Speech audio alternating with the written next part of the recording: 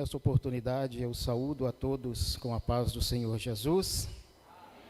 Aproveitando que os irmãos estão sob seus pés, por gentileza, abra a palavra de Deus na primeira carta do apóstolo Paulo aos Coríntios, o capítulo de número 15. Primeira carta do apóstolo Paulo aos Coríntios, o capítulo de número 15.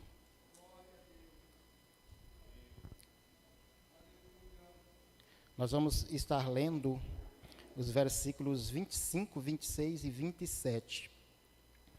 Alguns dias atrás, alguns irmãos me procuraram, eu até comentei com o pastor Rosivaldo, Valmiro, por que ultimamente tu não está ganhando oportunidade para ler, para orar ou para pregar? Aí eu até comentei com o pastor, e o pastor ficou até de passar para a igreja.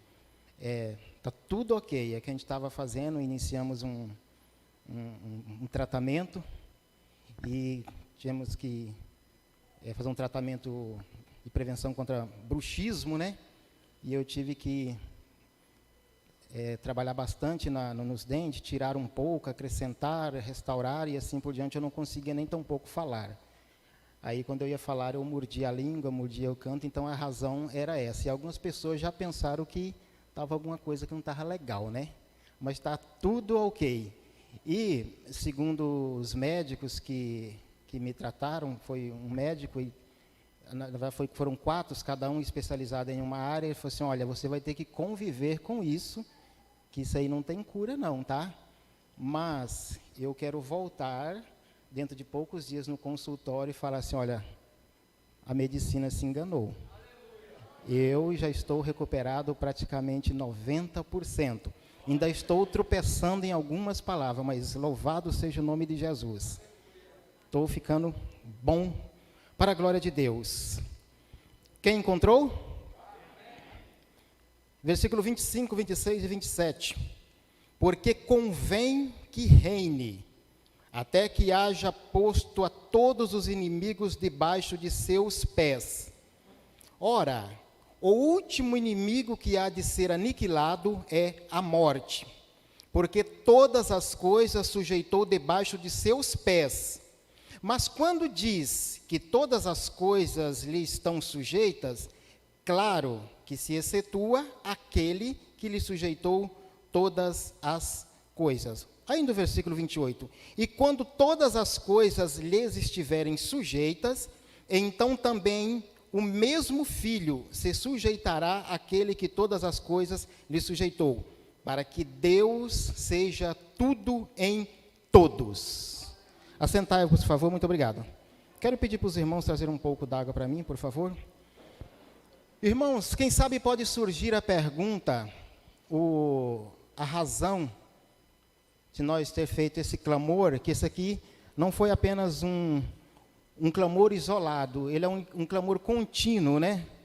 Um clamor contínuo que nós cristãos estamos fazendo em favor da igreja e em favor da nossa nação. É certo fazer isso? Se você tem dúvida se é certo ou errado, leia o livro de Neemias, você vai entender o que é patriotismo verdadeiro. E nós temos que orar. Mas surtirá algum efeito?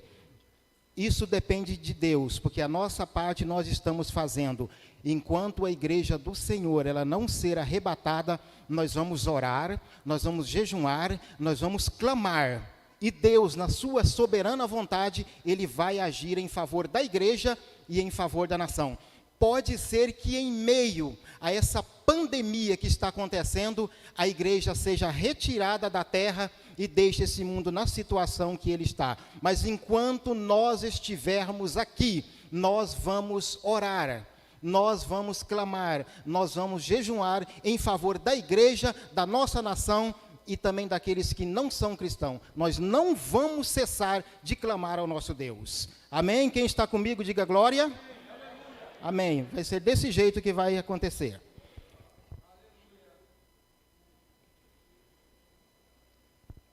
Meus irmãos, eu quero aqui fazer um apelo em nome de Jesus. Que os obreiros que estão aqui na minha retaguarda, eu sei que sempre eles nos ajudam em oração. mas eu quero pedir aqui em nome de Jesus, me ajude em oração enquanto eu pregue esta palavra aqui.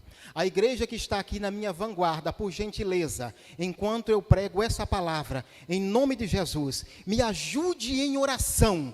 Se eu tropeçar em alguma palavra, se alguma palavra eu não conseguir pronunciar direito, devido a esse pequeno problema que eu estou passando, né? Os irmãos não reparam para isso, não. Ore em espírito, para que no final dessa mensagem, nós possamos fazer um apelo, e Deus e o Espírito Santo possa trabalhar poderosamente no coração de pessoas aqui nessa noite. Porque o nosso objetivo é batismo com o Espírito Santo, renovo no Espírito Santo, mas também ganhar almas para o reino de Deus. É esse o nosso objetivo. Se não for esse o nosso objetivo, nós podemos voltar para a nossa casa. Mas não, nós temos isso como propósito aqui na casa do Senhor Jesus. Irmãos, a primeira carta do apóstolo Paulo, no capítulo 15, aqui aos Coríntios, é chamado de o grande capítulo da ressurreição. Fala, nenhuma outra parte das Escrituras, tanto no Antigo como no Novo Testamento, ela é tão esclarecedora a respeito da ressurreição. E a ressurreição que trata aqui é da ressurreição física do Senhor Jesus e a ressurreição física dos crentes que morreram em Cristo Jesus por ocasião do arrebatamento da igreja. Porque a palavra ressurreição, ela só tem sentido se ela for ressurreição do corpo, o retorno do corpo do pó da terra. Se for uma ressurreição espiritual, a palavra ela perde totalmente seu sentido. E nenhum outro capítulo da Bíblia, nenhuma outra parte da Bíblia é tão esclarecedor como esse capítulo. E o apóstolo Paulo, ele teve o privilégio de ser o portador desta revelação.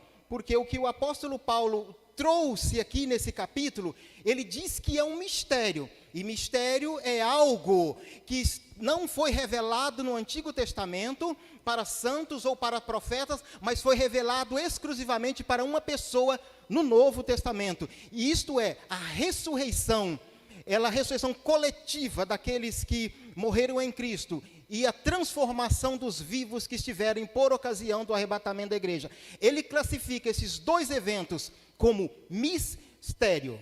Mas antes que aconteça a ressurreição e antes que aconteça o arrebatamento da igreja, nós temos um inimigo que nós temos que está sujeito a ele, que se chama a morte.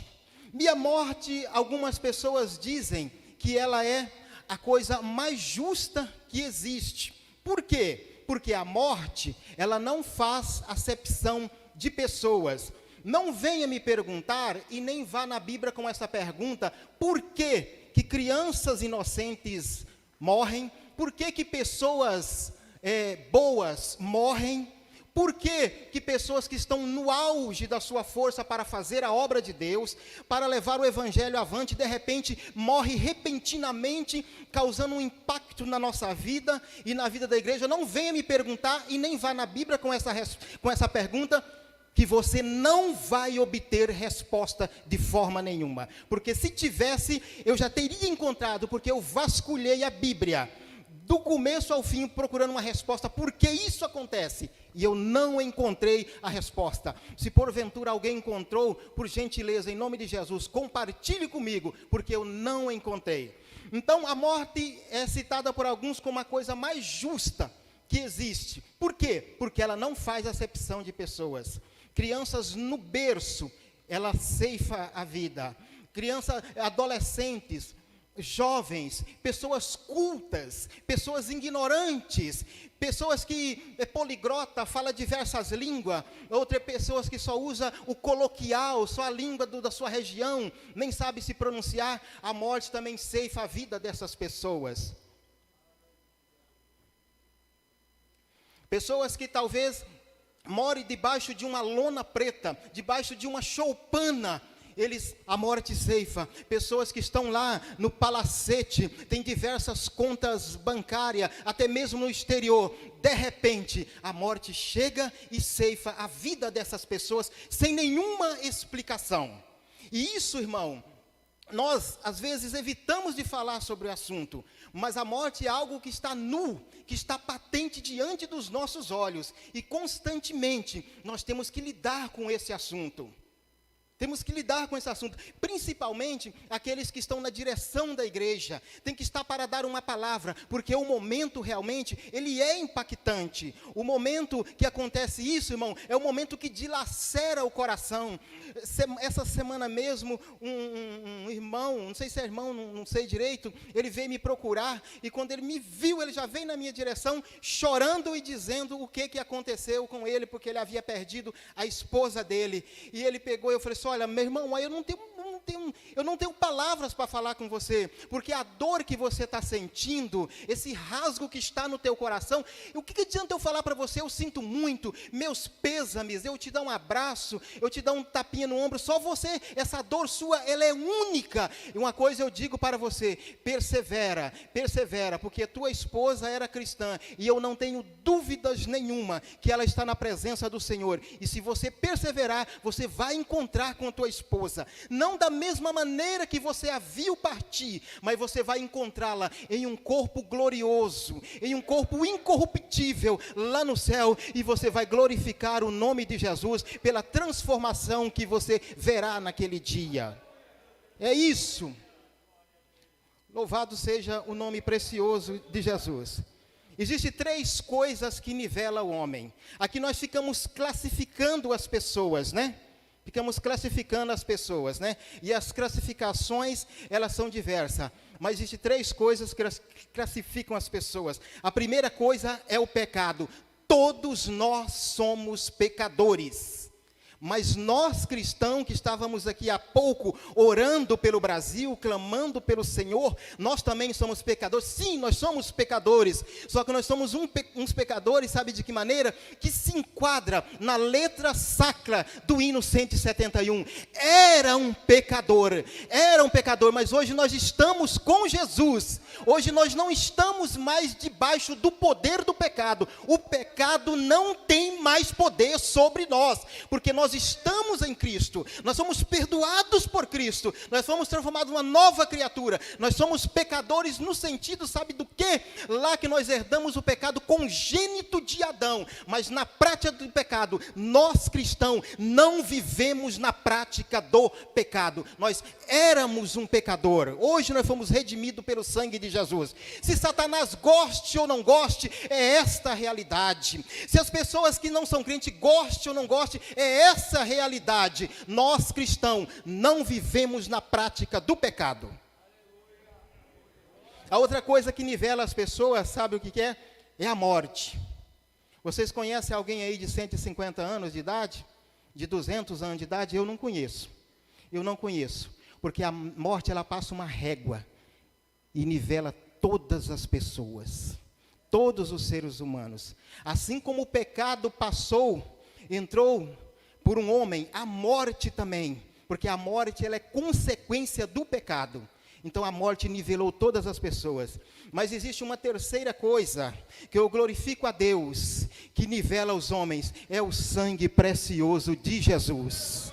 Coloca todas as pessoas no mesmo nível. Às vezes tem pessoas que ficam pensando do seguinte: mas Jesus me comprou, mas me comprou de que forma? Ele te comprou com o mesmo valor que ele comprou qualquer pregador a nível de mundo. Ele te comprou, porque o sangue de Jesus nos nivela e nos deixa todo igual. Por isso que eu digo para muitas pessoas, em nome de Jesus: para de andar com esse nariz empinado, pensando que você é melhor do que alguém. Você foi comprado pelo mesmo preço de qualquer outra pessoa, foi o preço do sangue do Senhor Jesus.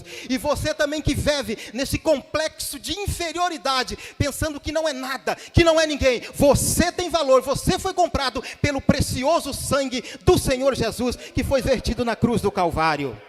Louvado seja o nome precioso de Jesus. Eu quero falar aqui, irmãos, pastor, até que hora eu tenho? Até 15 para as 9? 8h40.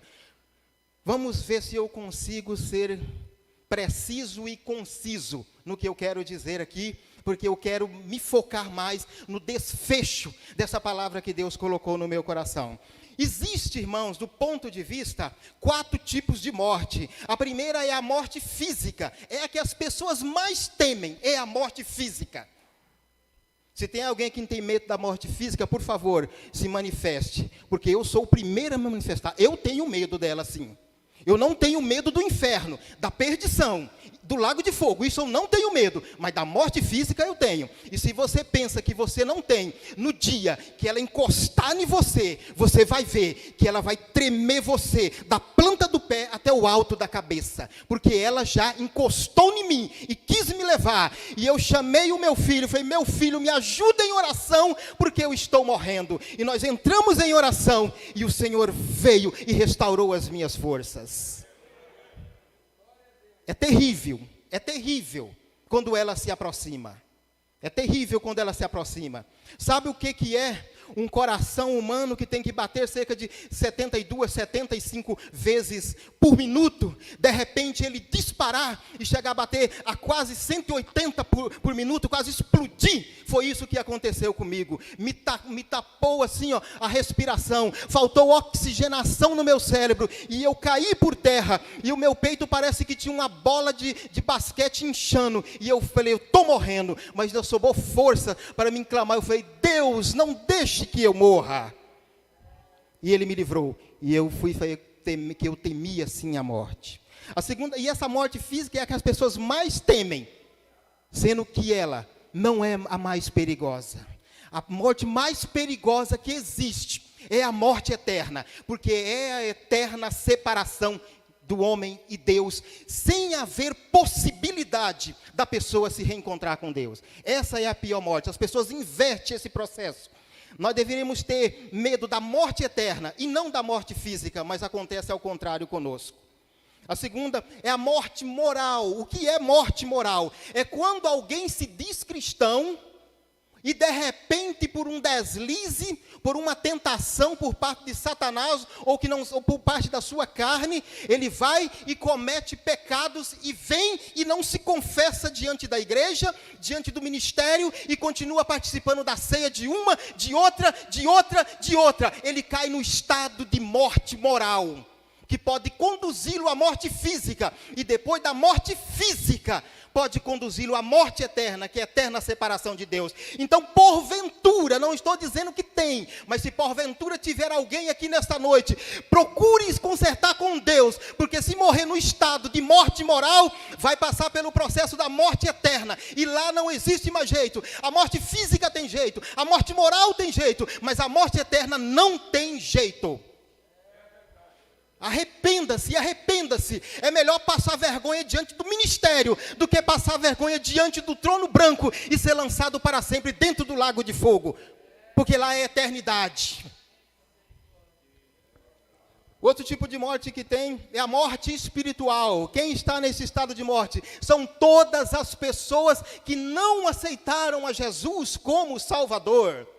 E a palavra que nós pregamos aqui, sabe que palavra é essa? É palavra viva. Enquanto nós pregamos essa palavra, o Espírito Santo, sem sombra de dúvida alguma, está falando no coração de pessoas, dos crentes, dos descrentes, dos desviados nesta noite, porque Ele quer transmitir vida para você. Não rejeite nessa noite o toque, o clamor, o agir do Espírito Santo na tua vida, e venha que Ele quer te dar vida. Ele quer te ressuscitar espiritualmente nesta noite, e escrever o seu livro, o seu nome no livro da vida nessa noite. Ele quer fazer isso essa noite. Saia, ressuscite nessa noite, quando for feito o apelo aqui nessa noite, em nome de Jesus. A quarta morte é a morte eterna. Essa, irmão, não tem jeito. Nem Deus, nem Jesus, nem Espírito Santo, nem missa de sétimo dia, nem vela vermelha, vela preta, nem tampouco moeda batendo no prato pode livrar a pessoa. Se a pessoa morrer sem Cristo, não existe mais remédio. E as pessoas têm que pensar nisso. Vocês que estão aqui, que são crentes, que não são crentes, que estão desviados, os que estão me ouvindo ou vão me ouvir posteriormente, pelo YouTube ou pelo Facebook, grave essa palavra no teu coração. Se partir sem Jesus, não existe mais recurso, nem da parte de Deus, nem da parte humana, para que a pessoa possa se salvar. Isso é muito sério. Isso é muito sério.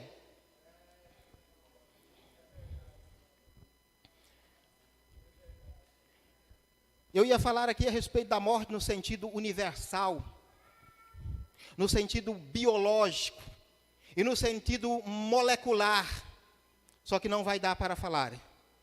Vou passar logo para o sentido da morte, a morte no sentido bíblico, mas vou dar apenas uma pincelada sobre a morte no sentido biológico.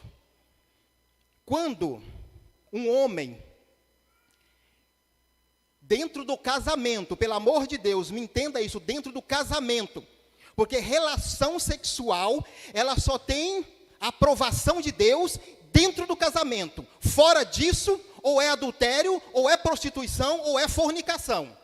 Relação sexual só é legítima dentro do casamento. Fora disso, é aberração e é pecado gravíssimo para a morte diante de Deus.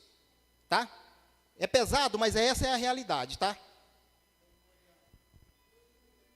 Quando um homem e uma mulher dentro do casamento, ele tem a relação sexual com a mulher, que o espermatozoide, ele fecunda um óvulo, surge o zigoto, surge quantas células? Acho que o Gessé, com certeza, uma. Essa uma se desmembra e se transforma em quantas? De duas ela se transforma em quantos? 4, 8, 16, 32, 64, 126, e assim vilha bilhões e bilhões de células. Dentro dessa célula tem um código genético chamado DNA. O objetivo da célula é transmitir informações para tanto as gerações futuras, como também para o próprio corpo. Um ser humano, biologicamente falando, anatomicamente falando, dentro de 7 anos, ele mudou todas as células do seu corpo. Ah, então, eu sou outra pessoa, mas a cópia é tão perfeita que a mudança é imperceptível. Mas observe bem agora, o que aconteceu? Quando Deus criou o homem perfeito, a primeira célula, ela era perfeita. E era para o homem ter a segunda célula ser cópia da primeira. A terceira também era para ser da primeira. A quarta era para ser também da primeira. A quinta, e assim sucessivamente, ser tudo da primeira. Aí o que aconteceria? O homem viveria eternamente num corpo físico. É isso que aconteceria. A Bíblia, irmãos, ela não é um livro científico, e nem utiliza uma linguagem científica, mas a Bíblia fala de ciência sim. Aí então, mas quando Adão e Eva pecaram, houve uma interrupção. A célula passou a ser, a segunda é cópia da primeira, a terceira é cópia da segunda, a quarta é cópia da terceira, e foi perdendo as informações. E quando nós chegamos nos 50, 60, 70, já não tem mais informações para ser repassada. E o que acontece? Acontece a morte natural. Isso aconteceu quando o pecado entrou. Mas deixa eu dizer uma coisa para vocês. Quando acontecer a ressurreição dos mortos e a transformação dos vivos, esse processo vai ser revertido. E Deus vai pegar nós e darmos aquela mesma vida que tinha lá no princípio, que Adão tinha antes dele pecar. Só que essa vida, ela não é por intermédio de Adão, porque por Adão entrou o pecado no mundo. Agora a vida vai entrar por Jesus. Jesus vai, pelo Espírito Santo, transformar os nossos corpos, e nós seremos corpos perfeitos, por ocasião do arrebatamento e da ressurreição dos mortos. Vocês que mexem com informática, vocês sabem muito bem como que funciona. Vocês pegam um texto, digita no computador, manda para a impressora, e vocês pegam aquele texto e vai lá e tira uma cópia. E tira cópia de uma cópia, cópia de uma cópia, cópia de outra cópia. Quando você chegar cerca de 1 milhão de cópias, a última cópia vai estar a folha branca. Assim acontece com a célula. Quando ela vai pegando assim informação de uma da outra, e da outra, ela perde a informação. Aí a pessoa envelhece, envelhecimento celular, e de repente a pessoa morre e vai para o pó da terra.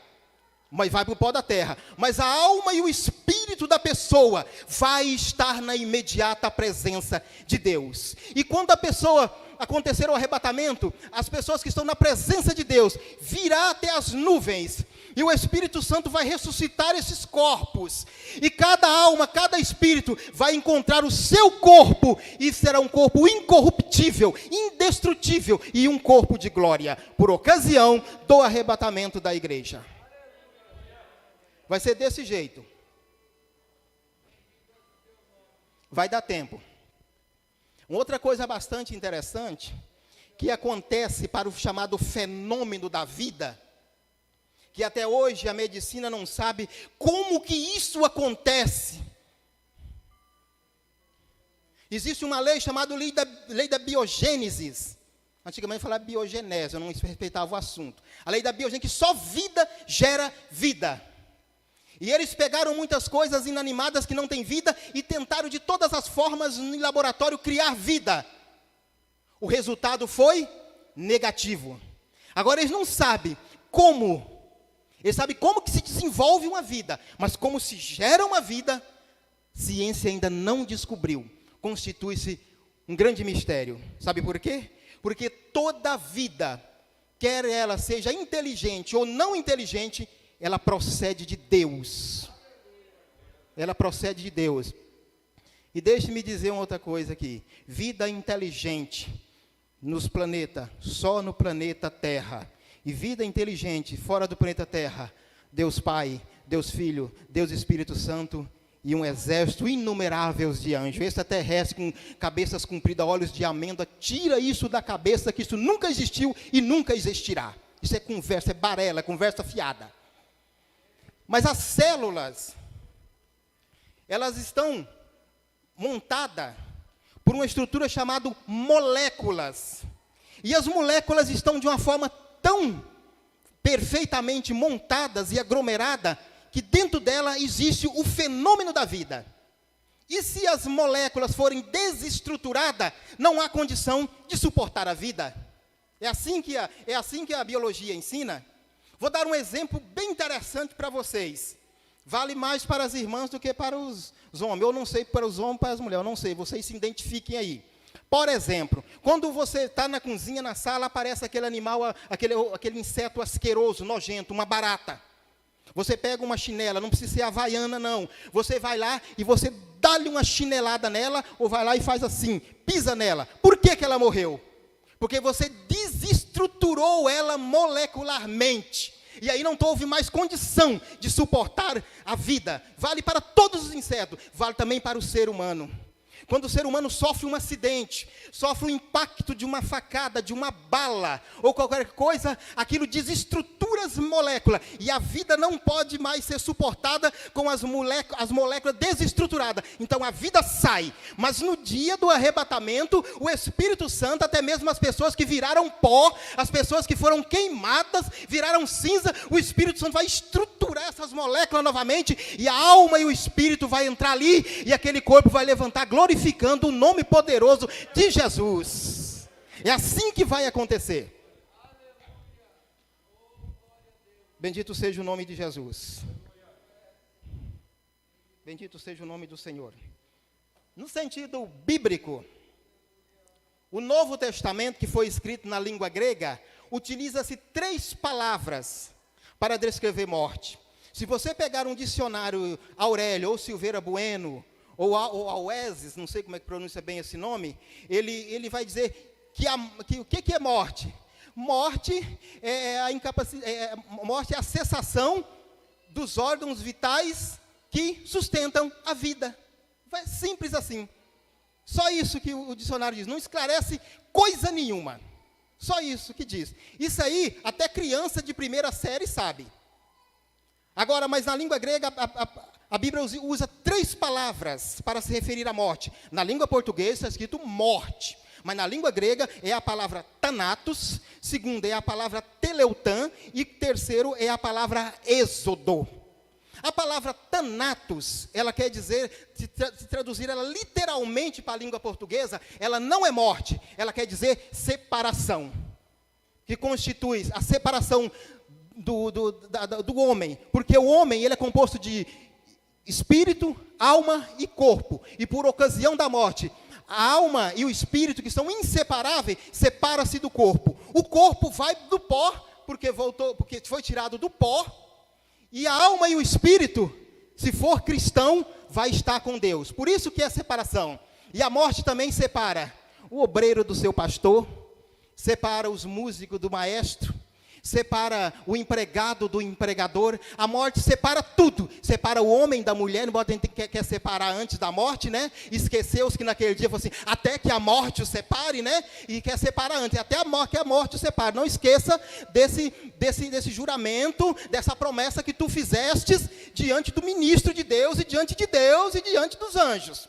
É até que a morte o separe. Então a morte, ela separa tudo. Separa tudo. Separa a pessoa dos seus bens, da sua riqueza, da sua cultura. Separa ele de tudo, de tudo. Para lá ele não leva absolutamente nada. Separa ele de tudo. Isso quer dizer a palavra Thanatos. Separação. E como eu disse no princípio, se alguém morrer sem estar debaixo do sangue precioso de Jesus, ele está eternamente separado de Deus. Essa é a realidade. Eu não posso cortar volta sobre esse assunto. Essa é a realidade. É pesado, é difícil, mas é essa a realidade. E isso também, sabe para que serve? Serve como advertência para nós, homens de Deus e mulheres de Deus, em pregar o evangelho a tempo e fora de tempo. A tempo é quando te oferece aqui, fora de tempo é lá no trabalho, onde você estiver, pregue o evangelho, porque você não sabe se daí 30 minutos, aquela pessoa que você viu, você vai estar recebendo a notícia que ela acaba de falecer sem Jesus. Separa-se. A outra palavra é a palavra teleutã, que traduzido literalmente em português, quer dizer chegar ao fim. Chega ao fim. Essa vida que nós estamos aqui, inicia-se uma vida com Deus, na imediata presença de Deus. Chega ao fim tudo. Chega ao fim o casamento, é praticamente o mesmo contexto. Chega-se ao fim tudo. Chega-se ao fim tudo. Está difícil? O trabalho está difícil, casamento está complicado, fica tranquilo, que hora vai chegar ao fim, e pode chegar ao fim para qualquer um de nós aqui, mas eu não quero que chegue ao fim para você que está distante dos caminhos do Senhor, para você que veio aqui, ouviu os louvores, ou está ouvindo esta pregação, eu não quero que chegue ao fim, eu quero que você aceite Jesus, eu quero que você reconcilie com o Senhor nesta noite, em nome de Jesus Cristo. Não quero que chegue ao fim para você. Venha aceitá-lo nessa noite, porque daqui a pouco nós vamos fazer um apelo. Por isso que no princípio eu pedi a oração dos obreiros e a oração da igreja. Me ajudem em oração, que eu quero ver pessoas reconciliando e aceitando aqui nessa noite. E o pior de tudo de teleutã, chegar ao fim, sabe o que é? É que chega-se ao fim todas as oportunidades que a pessoa tem para ser salvo. Todas as oportunidades acabam-se. Não pense que do outro lado existe um purgatório. Isso é invenção. Isso é conversa fiada. Isso não existe na Bíblia Sagrada. Chega-se ao fim todas as oportunidades, as mensagens, os apelos. Do outro lado não tem mensagem, do outro lado não tem apelo, do outro lado não tem louvor. Chega-se ao fim tudo. Não deixe que chegue ao fim. E a outra palavra é a palavra Êxodo, que é a mesma palavra que se utiliza para o segundo livro do Pentateuco, que quer dizer partida ou saída. A pessoa sai de um lugar e vai estar em outro lugar. O corpo sai do seu lugar habitual, do seu endereço de postagem de correio, e vai estar ali, naquele lugar. Mas a alma e o espírito também saem daqui e vai estar na presença de Deus. Mas aqueles que partem sem Jesus, eles partem daqui e vai estar em um outro lugar que eu nem gosto de mencionar. Aquele hino que sempre nós canta, eu não estou lembrado o nome, eu só acompanho vocês. Como é que é? Ao findar o labor. A igreja, por favor, em nome de Jesus, já vamos terminar. Eu tenho 2 minutos. Canta, irmão, com bastante vida. Canta com bastante vida.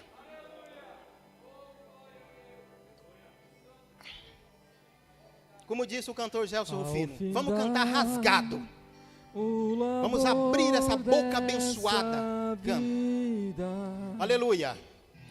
E eu quero aqui fazer o convite. Aqui do lado das irmãs, cadê a primeira pessoa que queira aceitar Jesus como Salvador? Ou queira reconciliar-se com Jesus? Venha, venha. O tempo está passando. Aqui nessa fileira aqui, ó, venha. Eu quero convidar você que está distanciado.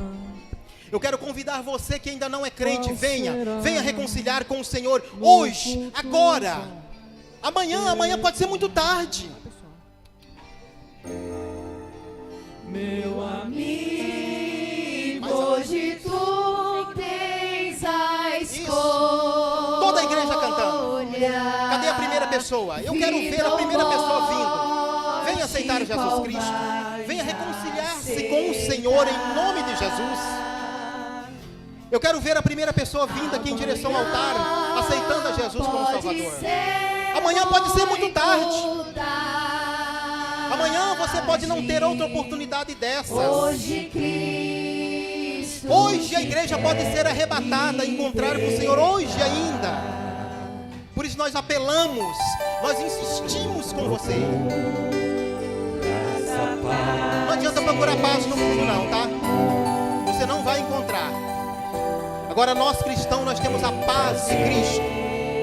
E a paz de Cristo, ela excede todo o entendimento. Nós deitamos e dormimos tranquilos.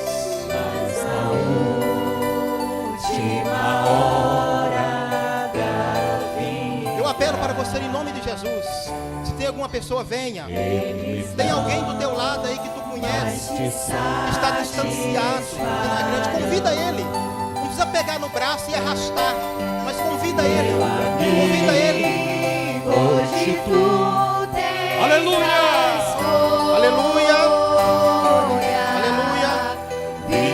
Aleluia! Aqui já está vindo um rapaz aqui, um jovem vindo. A morte não respeita a idade, não, senhores. Não fica pensando você que você é jovem, forte, bonito. A morte não respeita, não. Venha em nome de Jesus. É com você que eu estou falando. Venha em nome de Jesus. Hoje Cristo quer te libertar. Por acaso tu Aleluia.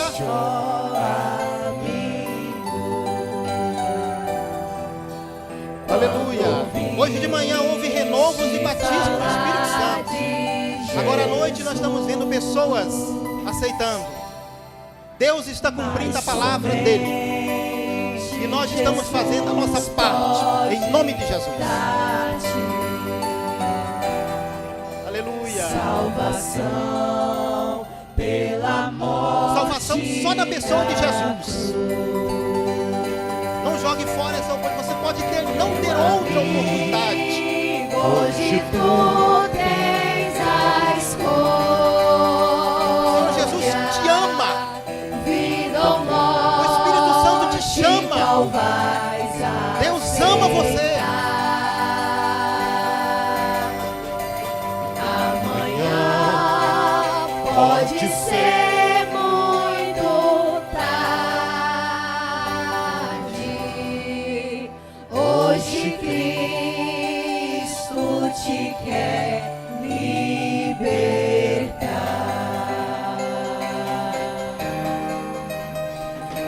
Pastor, obrigado. Aleluia.